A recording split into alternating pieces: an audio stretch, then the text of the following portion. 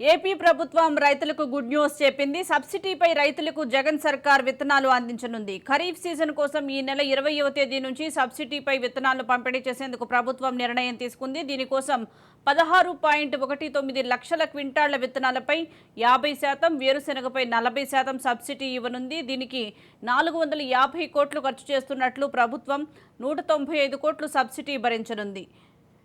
పచ్చిరొట్ట, చిరుధాన్యాల విత్తనాలపై 50%, వేరుశెనగపై 40% subsidy ఇవ్వనుంది. NFSM పరిధిలోని జిల్లాల్లో వరి విత్తనాలు క్వింటాల్ 1000 రూపాయలు, మిషన్ పరిధిలో లేని జిల్లాల్లో 500 రూపాయల చొప్పున సబ్సిడీ ఇస్తారు. ఈ మేరకు ఏపీ సర్కార్ అన్ని ఏర్పాట్లు చేసినట్లు సమాచారం.